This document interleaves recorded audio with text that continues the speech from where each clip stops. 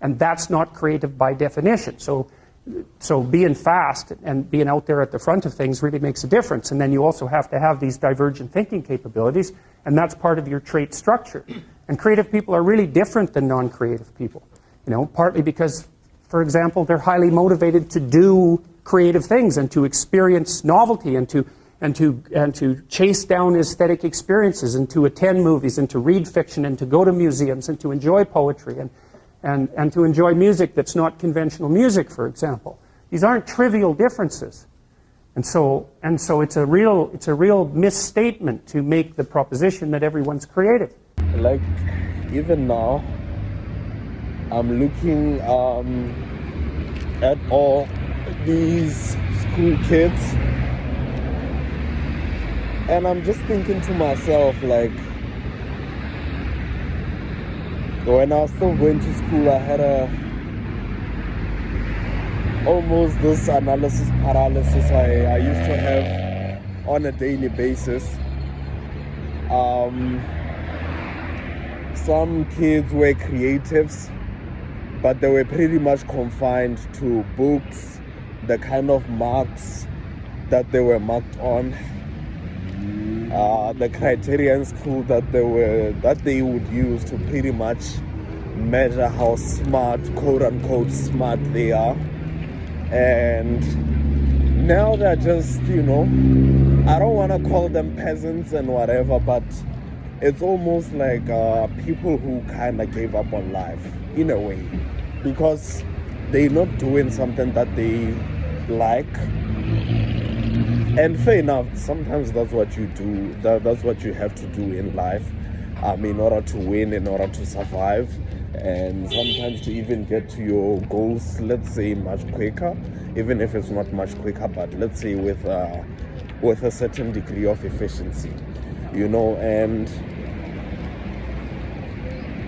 one thing about creativity and one thing about being a creative is that it almost feels like life and blood. If you don't do anything that's creative, there's a certain level of frustration that you bring onto yourself, because you're not really expressing your creative juices and endeavors like that.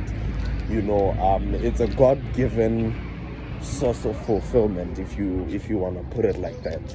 So as I'm looking at these cool kids, and I'm probably being a lunatic for saying this, but I'm pretty sure there's many of them that don't want to go to school, and there's probably the kind of stubbornness that comes with growing up. But looking at it from another flip side, it's a kid who doesn't want to go to school because they feel confined, they feel like their world is not understood, they feel like they can't really express their creativity because they might be judged, they might be sidelined. But one thing about creativity too is it's kind of difficult to market. One of the things Jordan Peterson once said is it's a nice thing to be creative, but it's a whole different ball game when you have to market your creativity at the right time, and knowing that it's actually what people need. Because I think if you really want to succeed at, this is just through observation, by the way, what I have seen is people who have succeeded at marketing their creativity had people behind those ideas, studying how the market is, the market atmosphere, market demands, the chart of the supply and demand chain and everything like that. And those people were pretty much able to penetrate the market as much as they did. So this is just an encouragement to creative people, man, to say there's always hope.